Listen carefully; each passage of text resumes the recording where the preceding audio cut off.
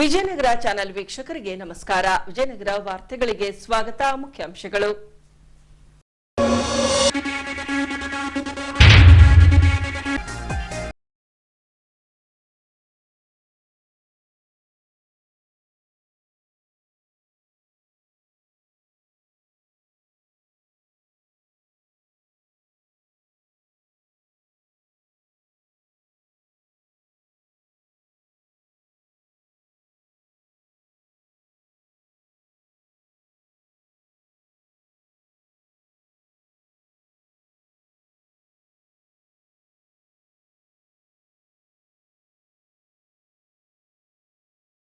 Junior karate championship ಸ್ಪರ್ಧೆ ತೃತೀಯ ಸ್ಥಾನ ಪಡೆದುಕೊಂಡ ಹೊಯ್ಸಳ ಕರಾಟೆ ಕ್ಲಬ್ನ ಪಟು. ಈಗ ವಾರ್ತೆಗಳ ವಿವರ. ಹೊಸಪೇಟೆ ನಗರ ವ್ಯಾಪ್ತಿಗೆ ಬರುವ ಜಂಬುನಾಥಹಳ್ಳಿ ಹಾಗೂ ಸಂಗ್ಲಾಪುರ ಭಾಗದಲ್ಲಿ ಎಸ್ಸಿ, ಎಸ್ಟಿ ಹಾಗೂ ಒಬಿಸಿಗೆ ಸೇರಿದ ರೈತರು ಬಹಳ ವರ್ಷಗಳಿಂದ ಭೂಮಿಯಲ್ಲಿ ಸಾಗುವಳಿ ಮಾಡಿಕೊಂಡು ಬಂದಿದ್ದಾರೆ. ಅದೇ ರೀತಿ ಸಾಗುವಳಿ ಕೈಬರಹ ಪಹಣಿ ತೆರಿಗೆ ಕಟ್ಟಿದ ರಶೀದಿ ಹೊಂದಿದವರಿಗೆ ಪಟ್ಟ ವಿತರಿಸುವಂತೆ ಹೊಸಪೇಟೆ ತಹಸೀಲ್ದಾರ್ ಅವರಿಗೆ ಆಗ್ರಹಿಸಲಾಗಿದೆ. ಹೀಗೆ ಹೊಸಪೇಟೆ ತಹಸೀಲ್ದಾರ್ ಕಚೇರಿಗೆ ಆಗಮಿಸಿದ ಕರ್ನಾಟಕ ಪ್ರಾಂತ ರೈತ ಸಂಘ ಹೊಸಪೇಟೆ ತಾಲೂಕು ಸಮಿತಿಯು ತೆರಿಗೆ ರಸೀದಿ ಹೊಂದಿದವರಿಗೆ ಪಟ್ಟ ನೀಡುವಂತೆ ಘೋಷಣೆ ಕೂಗಿ ಬೇಡಿಕೆಗಳ ಈಡೇರಿಕೆಗೆ ಆಗ್ರಹಿಸಿ ತಹಸೀಲ್ದಾರ್ ಅವರಿಗೆ ಮನವಿ ಸಲ್ಲಿಸಿದರು.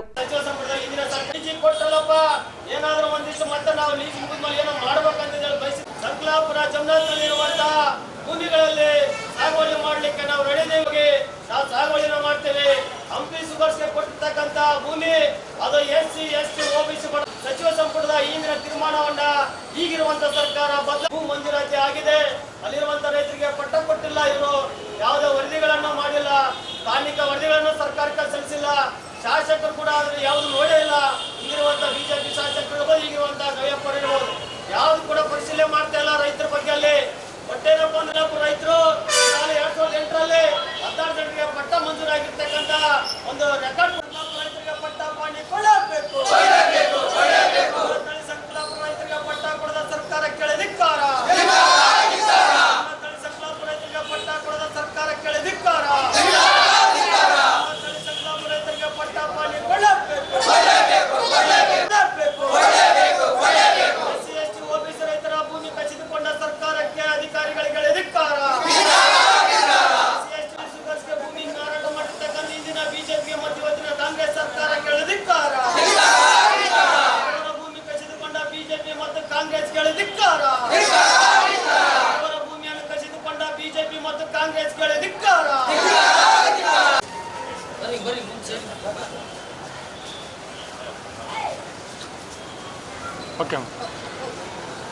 ಕಟ್ಟಿದ ರಸೀದಿ ಹೊಂದಿರುವ ಎಸ್ಸಿ, ಎಸ್ಟಿ, ಒಬಿಸಿ ಬಡ ರೈತರಿಗೆ ಪಟ್ಟ ನೀಡುವ ಕುರಿತು ಮಾನ್ಯರೇ ಮೇಡಮ್ ಈ ಮೇಲ್ ಕಾಣಿಸಿದ ವಿಷಯಕ್ಕೆ ಆಲ್ರೆಡಿ ಪಟ್ಟ ಕೂಡ 8ರಲ್ಲಿ ಕೂಡ ಕೆಲವರಿಗೆ ಆದೇಶ ಇದ್ರೂ ಕೂಡ ಅದು ಪಟ್ಟ ಕೂಡ ನೋಡಿಲ್ಲ. ಸೊ ಹಾಗಾಗಿ ಅದು ಸರ್ಕಾರ ಕೂಡ ವರದಿ ಕೊಡಬೇಕಾಗಿತ್ತು. ಯಾಕಂದ್ರೆ ಒಬ್ಬ ಎಸ್ಸಿ, ಎಸ್ಟಿ, ಒಬಿಸಿ ಜನರನ್ನು ಸರ್ ನಾವು ಉಳುಮೆ ಮಾಡ್ಕೊಂತ ಬಂದಿದ್ದೀವಿ. ಆದರೆ ನಾವು ML ಸರ್ ತಲೆ ಹೋದ್ರು ಕೂಡ ಕೇಳಿದ್ವಿ. ಅವ್ರು ಕೂಡ ಕೊಡ್ತೀವಿ ಅಂತೇಳಿ ಅನಂತ್ ಸಿಂಗ್ ಸರ್ ಕೂಡ ಹೇಳಿದ್ರು ಸರ್. ಅವ್ರಿಗೆ ಕೊಳ್ಳಿಲ್ಲ. ಆದರೆ ಇವತ್ತು ತಲವರಗಟ್ಟೆಗೆ ಹೋದ್ವಿ. ಅಲ್ಲಿ ಹೋದ್ರು ಕೂಡ ನಿಮಗೆ ಭೂಮಿ ನಿಮಗೆ ಕೊಡೋದಿಲ್ಲ, ಪಟ್ಟ ಇದ್ರಿಗೆ ಅಷ್ಟೇ ಕೊಡ್ತೀನಿ ಅಂತ ಹೇಳಿದ್ರು. ಹಂಗೆ ಹಾಕತ್ತೆ ಸರ್. ಪಟ್ಟ ಫಸ್ಟ್ ಬರೋದು ಪಾಣಿ ಬರುತ್ತೆ. ಪಾಣಿ ಬಂದಮೇಲೆ ಪಟ್ಟ ಬರುತ್ತೆ ನಾವು ಕೇಳ್ತೀವಿ. ಹಂಗೆಲ್ಲ ಕೊಡಕ್ಕೆ ಬರೋಂಗಿಲ್ಲ ಅಂತ. ಆಗಲಿ ಕೊಡಕ್ಕೆ ಬರೋಂಗಿಲ್ಲ ಅಂದರೆ ಅದಕ್ಕೆ ಪರಿಹಾರ ಮಾಡ್ರಿ, ಇಲ್ಲ ನಮ್ಮ ಭೂಮಿ ನಮ್ಗೆ ಬಿಟ್ಕೊಡ್ರೆ ನಾವು ಉಳಿವಿ ಮಾಡಿದ್ರೆ ನಾವು ಕೇಳ್ತೀವಿ. ಕೇಳಿದ್ರು ಕೂಡ ಅವರೆಲ್ಲ ಹಂಗೆಲ್ಲ ಬರೋದಿಲ್ಲ, ಕೊಡಂಗಿಲ್ಲ ಅಂದ್ರೆ ನಾವು ಮುಂದೆ ಏನು ಮಾಡಬೇಕು ಮಾಡ್ತೀವಿ ಸರ್ ಅಂತ ಹೇಳಿದ್ದೀವಿ. ಇನ್ನು ಮನವಿ ಸ್ವೀಕರಿಸಿದ ಅಧಿಕಾರಿಗಳು ಮಾತನಾಡಿ ತಮ್ಮಲ್ಲಿರುವ ದಾಖಲಾತಿಗಳನ್ನ ನಮಗೆ ತಂದು ನೀಡಿದ್ದಲ್ಲಿ ಅವುಗಳನ್ನ ಪರಿಶೀಲಿಸಿ ಮುಂದಿನ ಅಗತ್ಯ ಕ್ರಮವನ್ನ ತೆಗೆದುಕೊಳ್ಳಲಾಗುವುದೆಂದು ತಿಳಿಸಿದ್ದಾರೆ. ಮನವಿ ಕೊಟ್ಟಿದ್ದೀರೋ ಸಂಕಲಾಪುರ ಭಾಗ ಆಮೇಲೆ ಜಂಬುನಾಥಹಳ್ಳಿ ಭಾಗದಲ್ಲಿ ಸಾಗುವಳಿ ಮಾಡ್ತಾ ಇದ್ದೀರಿ. ಅದು ನಿಮಗೆ ಸಾಗುವಳಿ ಚೀಟಿ ಇನ್ನೂ ಕೊಟ್ಟಿಲ್ಲ ಅಂತ ಹೇಳಿ ಕೆರೆ, ಪರಂಪೋಕ್ ಅಥವಾ ಹಳ್ಳ ಗುಡ್ಡ ಅಂತ ಹೇಳಿ ನಿಮ್ಮ ಅರ್ಜಿಗಳನ್ನು ನಾವು ತಿರಸ್ಕಾರ ಮಾಡಿದ್ದೀವಿ ಅಂತ ನೀವು ಒಂದು ಮನವಿಯಲ್ಲಿ ತೋರಿಸ್ತಾ ಇದ್ದೀರಿ. ಸೊ ಈ ಒಂದು 5 ಅಂಶಗಳದ್ದು ಏನು ಮನವಿ ಇದೆ ಅದನ್ನು ನಾವು ಪರಿಶೀಲಿಸಿ ಇದರಲ್ಲಿ ಯಾವ್ದು ಆಗುತ್ತೆ ಯಾವ್ದು ಆಗೋದಿಲ್ಲ ಅನ್ನೋದು ಆದಷ್ಟು ಬೇಗ ನಿಮ್ಮ ಗಮನಕ್ಕೆ ತೊಗೊಂಡು ಬರ್ತೇವೆ. ಆಮೇಲೆ ಈಗ ಇವ್ರು ಹೇಳಿದಾಗ ಸಂಘಟನೆ ವತಿಯಿಂದ ಹೇಳಿದಾಗ ಒಂದು ಜಂಟಿ ಮೀಟಿಂಗ್ ಮಾಡಬೇಕು ಅಂತ ನೀವೆಲ್ಲರೂ ಒತ್ತಾಯಿಸ್ತಾ ಇದ್ದೀರಿ. ಇದ್ರ ಬಗ್ಗೆ ನಾವು ಒಂದು ವಾರ ಟೈಮ್ ಕೊಡಿ, ಎಲ್ಲ ಪರಿಶೀಲನೆ ಮಾಡಿ ಯಾವ ಥರ ನಿಮ್ಮ ಕೆಲವೊಂದಿಷ್ಟು ನಿಮ್ಮ ಹತ್ರ ಡಾಕ್ಯುಮೆಂಟ್ಸ್ ಇದೆ, ಭೂನ್ಯಾಯ ಮಂಡಳಿಗಳ ಮಂಜೂರಾಗಿ ಆದರೂ ಸಾಗುವಳಿ ಚೀಟಿ ಕೊಟ್ಟಿಲ್ಲ ಅಥವಾ ಪಹಣಿ ಒಳಗೆ ನಿಮ್ಮ ಹೆಸರು ಇಲ್ಲ ಅಂತ ಕೊಟ್ಟಿದ್ದೀರಿ. ಅದೇನು ಡಾಕ್ಯುಮೆಂಟ್ಸ್ ಇದೆ ಎಲ್ಲ ಕೊಡಿ. ನಮ್ಮ VAನ ಕಳಿಸ್ತೇನೆ ಒಂದಿನ ನಿಮ್ಮಲ್ಲೆಲ್ಲ. ಸೊ ನಿಮ್ಮ ಹತ್ರ ಏನೇನು ದಾಖಲೆಗಳಿದಾವೆ ಅದನ್ನೆಲ್ಲ ತಂದು ನಮ್ಮ ಆಫೀಸಿಗೆ ಸಬ್ಮಿಟ್ ಮಾಡಿರಿ. ಸೊ ಅದನ್ನೆಲ್ಲ ಪರಿಶೀಲನೆ ಮಾಡಿ ನಾವು ಇದನ್ನು ಆದಷ್ಟು ಬೇಗ ಕ್ರಮ ವಹಿಸ್ತೇವೆ. ಒಂದು ಶಾರ್ಟ್ ಮೀಟಿಂಗ್ ನಿಮ್ಮೆಲ್ಲರ ಜೊತೆ ಕರೆದು ಆಗುತ್ತೋ ಆಗೋದಿಲ್ಲ ಅಥವಾ ಆಗೋದಿಲ್ಲ ಏನು ಕಾರಣ ಆಗುತ್ತದೆ ಏನೇನು ಮಾಡಬೇಕು ಅನ್ನೋದನ್ನು ತಿಳಿಸ್ಕೊಡ್ತೀವಿ. ಇನ್ನು ಸರ್ವೆ ನಂಬರ್ 114 ಹಾಗೂ 185ರಲ್ಲಿ ಸಾಗುವಳಿ ಮಾಡುತ್ತಿರುವ ರೈತರಿಗೆ ಪಟ್ಟ ನೀಡಬೇಕು. ಇಂಗಳಿಗೆ ಹಾಗೂ ವಿವಿಧ ಗ್ರಾಮಗಳಲ್ಲಿ ಅನಾಧೀನ ಭೂಮಿಗೆ ಫಾರಂ 57 ಹಾಕಿದ ಅರ್ಜಿಗಳಿಗೆ ಪಟ್ಟ ಮಂಜೂರು ಮಾಡಬೇಕೆಂದು ಸಂಘದ ತಾಲೂಕು ಸಂಚಾಲಕ ಯಲ್ಲಾಲಿಂಗರವರು ಈ ವೇಳೆ ತಹಸೀಲ್ದಾರ್ ಅವರಿಗೆ ಆಗ್ರಹಿಸಿದ್ದಾರೆ. ಹೊಸಪೇಟೆ ಹೃದಯ ಭಾಗದಲ್ಲಿರ್ತಕ್ಕಂಥ ಇವತ್ತು ಸಂಕ್ಲಾಪುರ ಜಮನಾಥನಹಳ್ಳಿ ರೈತರು ಇವತ್ತು ಸರ್ವೆ ನಂಬರ್ 114, 185ರಲ್ಲಿ ಸುಮಾರು ವರ್ಷಗಳ ಕಾಲದಿಂದ ಉಳುಮೆ ಮಾಡ್ತಕ್ಕಂಥ ನಮ್ಮ ರೈತರು, ಅದರಲ್ಲಿ SC, ST, OBC ಜನರು ಇರ್ತಕ್ಕಂಥ ಜಮೀನುಗಳಲ್ಲಿ ಅಂಥ ಜಮೀನುಗಳನ್ನು ಈ ಹಿಂದೆ ಅಲ್ಲಾ ವೀರಭದ್ರಪ್ಪ ಅವರು ಮೈನಿಂಗ್ ಲೀಜಿಗೆ ಪಡೆದು ಇವತ್ತು ಅಲ್ಲಿ ಇರುವಂಥ ಜಮೀನುಗಳಲ್ಲಿ ಡಿಕ್ಕಿಂಗ್ ಮಾಡೋದ್ರ ಮೂಲಕ ಸಾಗುವಳಿ ರೈತರನ್ನೆಲ್ಲ ದಬ್ಬಿದ್ರು. ಅದಾದಮೇಲೆ 2022ಕ್ಕೆ ಲೀಸ್ ಮುಗಿತು. ಲೀಸ್ ಮುಗಿದ್ಮೇಲೆ ಆದರೂ ಕೂಡ ನಮ್ಮ ರೈತರೇನೋ ಉಳುಮೆ ಮಾಡ್ತಾರೆ ಅಂತಂದೇಳಿ ಒಂದು ಭರವಸೆನ ಇಟ್ಕೊಂಡಿದ್ರು. ಅಂಥ ಭರವಸೆ ಇವತ್ತು ಹುಸಿಯಾಗಿದೆ.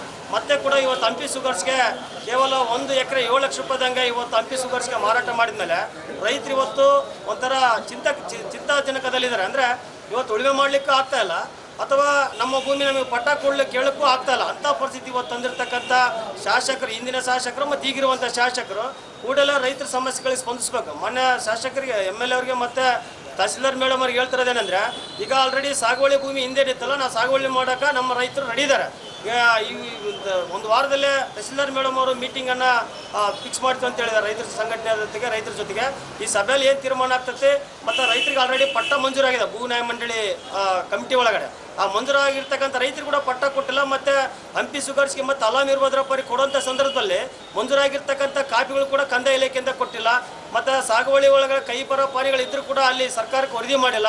ಒಟ್ಟಾರೆಯಾಗಿ ರೈತರನ್ನ ವಂಚನೆ ಮಾಡೋದು ಅಧಿಕಾರಿಗಳ ಅಂತಕ್ಕಂಥ ಮಾತನ್ನು ಇದರಲ್ಲಿ ಯಾವುದೇ ಸಂದೇಹನೇ ಇಲ್ಲ. ಮತ್ತು ಈವನ್ ಶಾಸಕರು ಕೂಡ ಇದರಲ್ಲಿ ಶಾಮೀಲಾಗಿದ್ದಾರೆ. ಅಂದರೆ ತಮ್ಮ ರಾಜಕೀಯ ಲಾಭ ಮತ್ತು ತಮ್ಮ ಒಂದು ಹಣದ ಅಭಿಲಾಷೆಗೋಸ್ಕರ ಬಡ ರೈತರನ್ನ ನಿಜವಾಗ್ಲೂ ಕೂಡ ಬೀದಿಗೆ ದಬ್ಬಿದ್ರೆ ನಿಜವಾಗ್ಲೂ ಖಂಡನೆ ಇದೆ. ಸೊ ಹಾಗಾಗಿ ಈ ಕೂಡಲೇ ಶಾಸಕರಾಗಿರ್ಬೋದು ತಹಸೀಲ್ದಾರ್ ಮೇಡಮ್ ಅವರು ಒಂದು ವಾರದಲ್ಲಿ ಮೀಟಿಂಗ್ ಕರಿತ ಅಂತೇಳಿ ಮೀಟಿಂಗ್ ಸಭೆಯಲ್ಲಿ ರೈತರಿಗೆ ಪಟ್ಟಪಾನಿ ಕೊಡೋದ್ರ ಬಗ್ಗೆ ಸರ್ಕಾರಕ್ಕೆ ವರದಿ ಕಳಿಸ್ಬೇಕು, ಜಿಲ್ಲಾಧಿಕಾರಿ ವರದಿ ಕಳಿಸ್ಬೇಕು, ಶಾಸಕರಿಗೆ ಒಂದು ರಿಪೋರ್ಟ್ ಮಾಡಬೇಕು.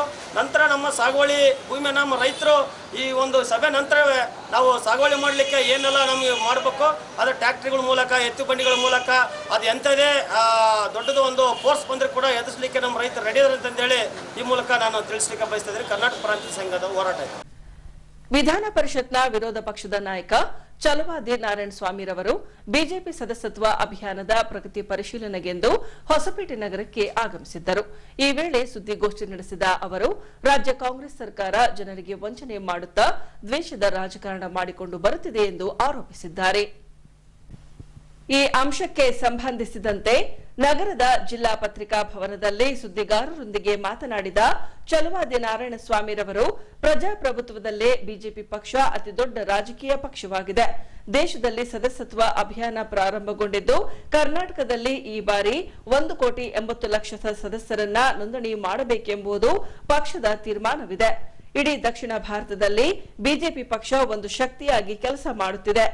ಆದರೆ ದುರದೃಷ್ಟವಶಾತ್ ರಾಜ್ಯದಲ್ಲಿನ ಕಾಂಗ್ರೆಸ್ ಪಕ್ಷ ಅಭಿವೃದ್ಧಿಗಳನ್ನ ಮಾಡದೆ ಗ್ಯಾರಂಟಿಗಳನ್ನು ಕೂಡ ಜನರಿಗೆ ಸರಿಯಾಗಿ ತಲುಪಿಸುವಲ್ಲಿ ಸೋತಿದೆ.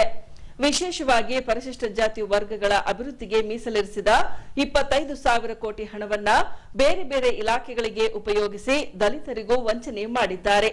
ಇದರ ಬಗ್ಗೆ ನಮ್ಮ ಹೋರಾಟ ನಡೆಯುತ್ತಿದೆ. ದಲಿತರಿಗೆ ಮೀಸಲಿರಿಸಿದ ಹಣವನ್ನ ಮರುತಂದು ದಲಿತರ ಅಭಿವೃದ್ಧಿಗೆ ಬಳಸಬೇಕು. ಸಿಎಂ ರವರು ಈ ಅಂಶವನ್ನ ಒಪ್ಪಿಕೊಂಡಿದ್ದಾರೆ. ಅದು ಸಾಲದು, ಬೇರೆ ಇಲಾಖೆಗೆ ಬಳಸಿದ 25,000 ಕೋಟಿ ರೂಪಾಯಿಯನ್ನ ವಾಪಸ್ ಕೊಡಲು ಮುಖ್ಯಮಂತ್ರಿಗಳು ಮುಂದಾಗಬೇಕೆಂದು ಸುದ್ದಿಗೋಷ್ಠಿ ಮೂಲಕ ಆಗ್ರಹಿಸಿದ್ದಾರೆ. ಮಾನ್ಯ ಬಂಧುಗಳೇ, ಇವತ್ತು ದೇಶದಲ್ಲಿ ಪ್ರಜಾಪ್ರಭುತ್ವ ರಾಷ್ಟ್ರಗಳಲ್ಲಿಯೇ ಅತಿ ದೊಡ್ಡ ರಾಜಕೀಯ ಪಕ್ಷ ಅದು ಭಾರತೀಯ ಜನತಾ ಪಕ್ಷ. ದೇಶವನ್ನು ಕೂಡ 11 ವರ್ಷಗಳ ಕಾಲ ಮೋದಿಜಿಯವರ ನಾಯಕತ್ವದಲ್ಲಿ ಒಂದು ನಿಷ್ಕಳಂಕವಾದ ರಾಜಕಾರಣವನ್ನು ಮಾಡತಕ್ಕಂಥ ಒಂದು ಸಂದರ್ಭವನ್ನು ನಾವು ಇವತ್ತು ನೋಡ್ತಾ ಇದ್ದೇವೆ. ಇಂತಹ ಒಂದು ದೊಡ್ಡ ಪಕ್ಷಕ್ಕೆ ಸದಸ್ಯತ್ವ ನೋಂದಣಿ ಪ್ರಾರಂಭ ಆಗಿದೆ. ಕರ್ನಾಟಕದಲ್ಲಿ ಈ ಬಾರಿ ಸುಮಾರು 1,80,00,000 ಸದಸ್ಯರನ್ನು ನೋಂದಣಿ ಮಾಡಬೇಕು ಅಂತೇಳಿ ಪಕ್ಷದ ತೀರ್ಮಾನ ಇದೆ.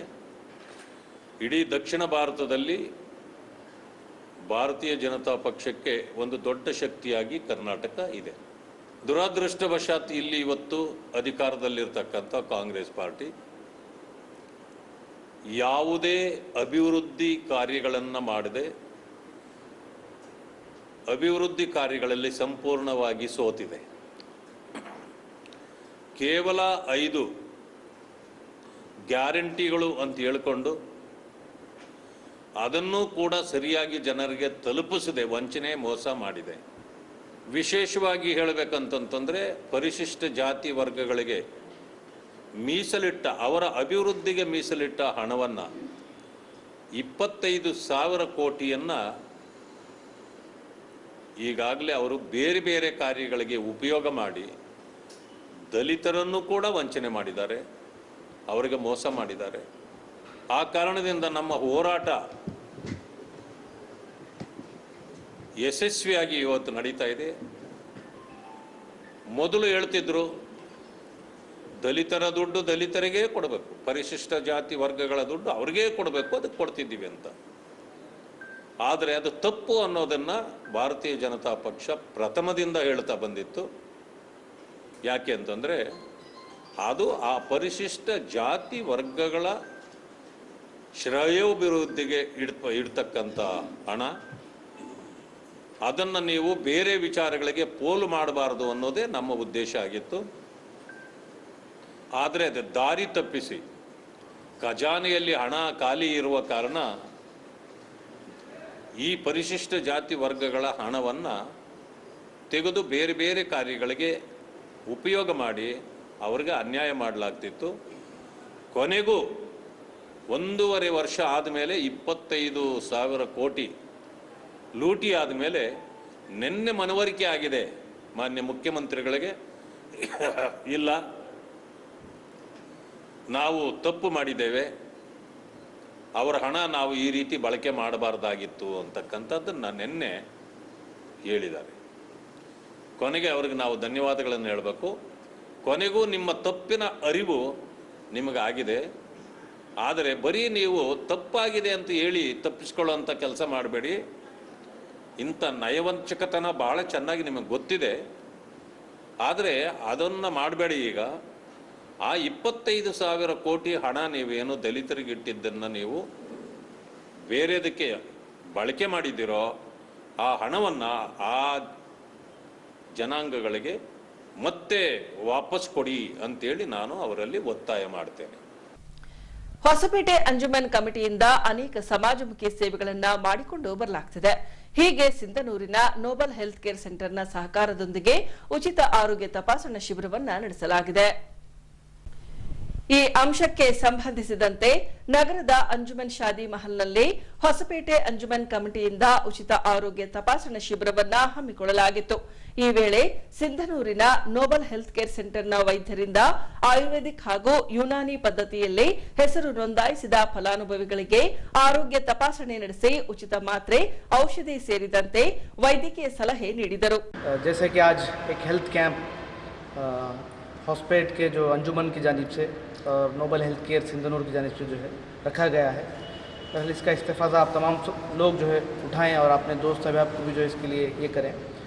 फिर हम जो है गुज़िश्ता जब मुलाकात में जो है अंजुमन के ज़िम्मेदारों से ये बात भी आई कि भाई आप अगर हिजामा कैंप भी अगर कर सकते हैं तो उसके लिए हम लोग जो है हमेशा आपकी जो है खिदमत में हाजिर हैं. आप जब भी करना चाहते हैं तो हमसे कंसल्ट कीजिए. तो इंशाल्लाह आने वाले नेक्स्ट महीने में जो है हो सकता है डेट वगैरह देखकर एक हिजामा कैंप भी इंशाल्लाह होगा. हिजामा के जो फ़ायदे हैं इंशाल्लाह 2-4 मैं आपको बता के ये बात ख़त्म करूँगा. एक तो जो है जिस्म में जो बीमारियाँ जो आती हैं 40% बीमारियाँ जो है खून की वजह से आती है. खून की ख़राबी हो, उसके बाद लीवर का ख़राब होना हो, किडनियों का, ये तमाम चीज़ें जो बीमारियाँ आती हैं खून की ख़राबी की वजह से. जैसे कि जो आपके स्किन प्रॉब्लम्स हैं, जॉइंट्स पेन है, उसके बाद नर्व प्रॉब्लम्स हैं, कहीं सही जो है ब्लड सर्कुलेशन नहीं हो रहा है, ये तमाम बीमारियों के लिए जो हिजामा बेहतरीन इलाज है. अल्लाह के रसूल की एक हदीस है जिसमें जो है अल्लाह के रसूल फरमाते हैं 3 चीज़ों में शिफा है. सबसे पहले तो शहद में, दूसरा जो है हिजामा कराने में, तीसरा जो है आँख से दागने में। मगर मैं अपनी उम्मत को आँख से दागने से रोकता हूँ, क्योंकि उसमें बहुत तकलीफ़ होती है। आप लोग देखे होंगे जब गुज़िश्ता जो बच्चे जब पैदा होते थे, उनके पेट पे जो है प्लस मार के इस तरह के जो है गरम निशान जो डालते थे, तो ये भी एक इलाज है। मगर जो है अल्लाह के रसूल सख्त मना करें उसके लिए, क्योंकि इससे बहुत तकलीफ़ होती है मेरी। तो इसीलिए 2 इलाज के लिए अल्लाह के रसूल जो है बहुत ये किए हैं कि शहद में जो है बेहतरीन शिफा है, हर वो मर्ज़ के लिए शहद में शिफा है। तो अल्लाह के रसूल के पास एक सहाबी आए, बोले कि भाई मेरे भाई को जो है तकरीबन 2 दिन से जो है लूज़ मोशन हो। तो अल्लाह के रसूल बोले कि शहद खिलाओ। तो वो शहद खिलाए। उसके बाद जो है 2 दिन होने के बाद फिर भी आए, नहीं लूज़ मोशन नहीं कम हुआ। अल्लाह के रसूल बोले और खिलाओ। तो वही कंटिन्यू ही ऐसा 4 दिन हुआ। 4 दिन के बाद अल्लाह के रसूल के पास आए, तो अल्लाह कम नहीं होने के बाद भी तो अल्लाह के रसूल बोले शहद खिलाओ। अल्लाह की शहद की जो बात है कुरान मजीद में भी है। कुरान की आयत कभी छूटी नहीं हो सकती। हो सकता है आपके कुछ करने में ही गड़बड़ हो। तो वो फिर जाते हैं, फिर शहद खिलाते हैं। शहद खिलाने के बाद जो है जब 5वें या 7वें दिन जब लूज़ मोशन कम होते हैं, तो आके अल्लाह के रसूल से बोलते हैं अल्लाह के रसूल मेरे भाई को जो इससे शिफा मिली। तो यहाँ बताने का ये मकसद है, साइंटिफिकली भी एक चीज़ है कि भाई लूज़ मोशन जब होते हैं या जो होते हैं, कम से कम 3, 5, 7 दिन तक भी जो है उसका जो इन्फेक्शन है हमारे पेट से निकलने के लिए टाइम लगता है। तो इसके लिए जो है वो इलाज जो है 3 दिन, 5 दिन, 7 दिन तक भी जो हम कंटिन्यू करते हैं, तो इंशाल्लाह उसका शहद बहरहाल ओरिजिनल हो, सही हो, तो इसका अगर इलाज करते हैं तो उसके से भी जो हमारे को फ़ायदा हो सकता है। तो हिजामा और शहद के लिए अल्लाह के रसूल जो है ख़ासकर तवज्जो दिए हैं। ज़िंदगी में कम से कम एक बार तो भी जो हिजामा कराने की जो है अल्लाह के रसूल की हदीस है। और साल में 2-3 बार भी अगर कराते हैं तो खून से आने वाली जो बीमारियां हैं उससे भी आप जो है बच सकते हैं। प्रिवेंटेशन जो रहता है, खून से जो भी आने वाली बीमारियां, उससे जो है हिजामा से जो है फ़ायदा हो सकता है। तो यही कुछ बातें थी। मैं अपनी बात को ख़त्म करता हूँ। वाक़िर दुआना अल्हम्दुलिल्लाह। ಈ ವೇಳೆ ಹೊಸಪೇಟೆ ಅಂಜುಮನ್ ಕಮಿಟಿಯ ಅಧ್ಯಕ್ಷ ಎಚ್ಎನ್ಎಫ್ ಇಮಾಮ್ ನಿಯಾಜಿರವರು ಮಾತನಾಡಿ, ಆಯುರ್ವೇದಿಕ್ ಹಾಗೂ ಯುನಾನಿ ಪದ್ಧತಿಗೆ ಅನುಗುಣವಾಗಿ ಇಂದು ಉಚಿತ ಆರೋಗ್ಯ ತಪಾಸಣಾ ಶಿಬಿರವನ್ನು ನಡೆಸಲಾಗಿದ್ದು, ಬರುವ ದಿನಗಳಲ್ಲಿ ಮತ್ತೊಂದು ಉಚಿತ ಆರೋಗ್ಯ ತಪಾಸಣಾ ಶಿಬಿರವನ್ನು ನಡೆಸಲಾಗುವುದೆಂದು ತಿಳಿಸಿದ್ದಾರೆ. ಇವತ್ತು ನಮ್ಮ ಅಂಜುಮನ್ ಕಮಿಟಿ ಮತ್ತು ನೋಬಲ್ ಹೆಲ್ತ್ ಸೆಂಟರ್ ವತಿಯಿಂದ ಒಂದು ಆಯುರ್ವೇದಿಕ್ ಮತ್ತು ಯುನಾನಿ ಕ್ಯಾಂಪನ್ನು ನಾವು ಇಲ್ಲಿ ಉಚಿತವಾಗಿ ನಡೆಸ್ತಾ ಇದ್ದೀವಿ. ಅದು ಔಷಧಿಗಳು ಕೂಡ ಉಚಿತವಾಗಿ ಕೊಡ್ತಾ ಇದ್ದೀವಿ.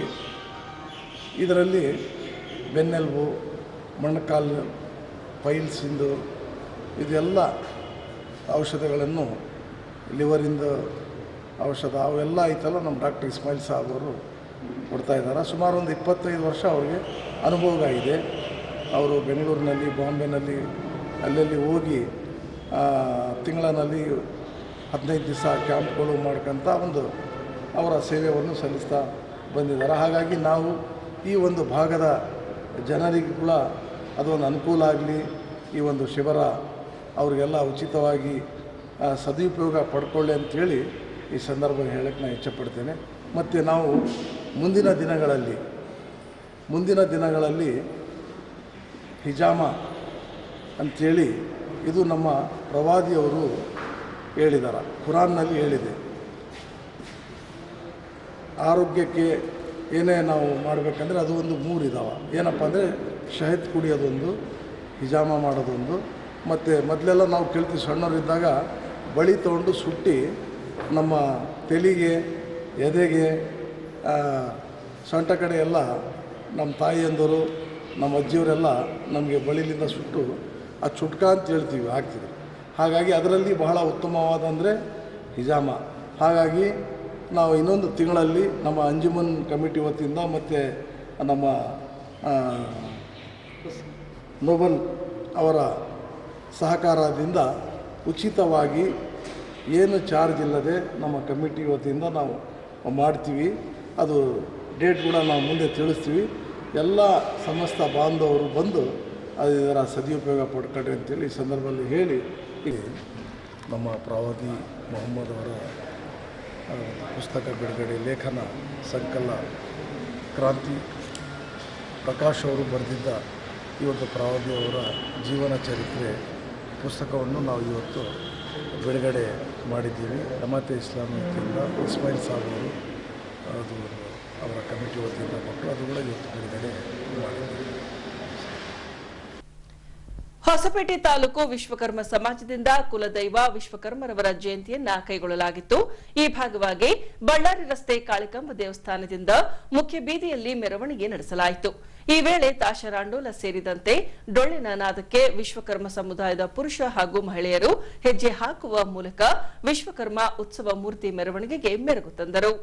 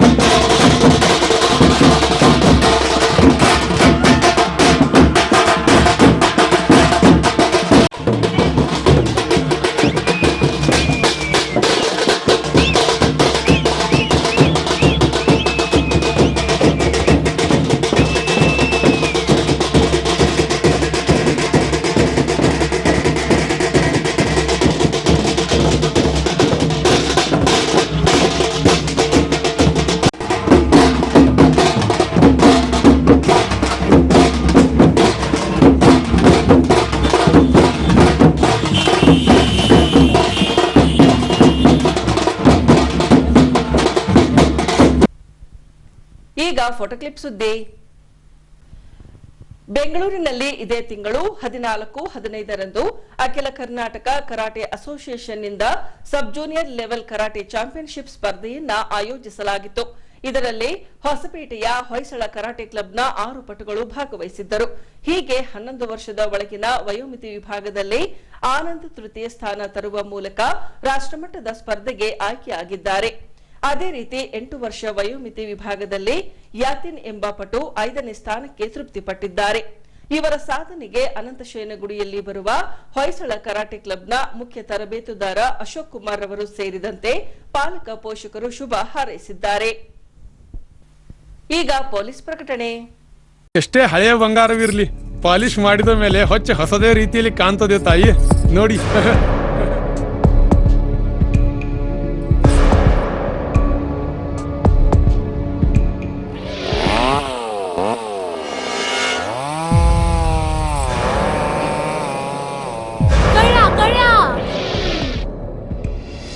ತಾಯಿ, ನಿಮ್ ಮೈ ಮೇಲೆ ಅದೋ ಹೊಲಸು ಬಿದ್ದಿದೆ.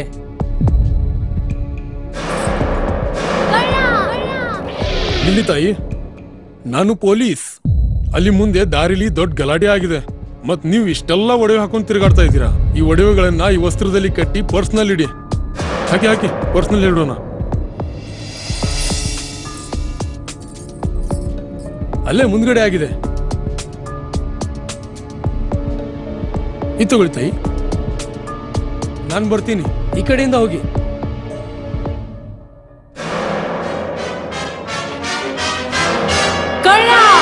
ಇಂತಹ ಮೋಸದ ಸಂಗತಿ ನಿಮಗೂ ನಡೆಯಬಹುದು. ತಮ್ಮ ಬೆಲೆ ಬಾಳುವ ಒಡವೆ ಆಭರಣ ವಸ್ತುಗಳನ್ನು ಎಚ್ಚರಿಕೆಯಿಂದ ಕಾಪಾಡಿ. ಯಾವುದೇ ಮಾತುಗಳಿಗೆ ಮರುಳಾಗಬೇಡಿ. ಸಂಶಯಾಸ್ಪದ ರೀತಿಯಲ್ಲಿ ಯಾರಾದರೂ ಕಂಡು ಬಂದರೆ ಸಮೀಪದ ಪೊಲೀಸ್ ಠಾಣೆಯನ್ನು ಸಂಪರ್ಕಿಸಿರಿ. ಈಗ ಕೊನೆಯಲ್ಲಿ ಮತ್ತೊಮ್ಮೆ ವಾರ್ತೆಗಳ ಮುಖ್ಯಾಂಶಗಳು.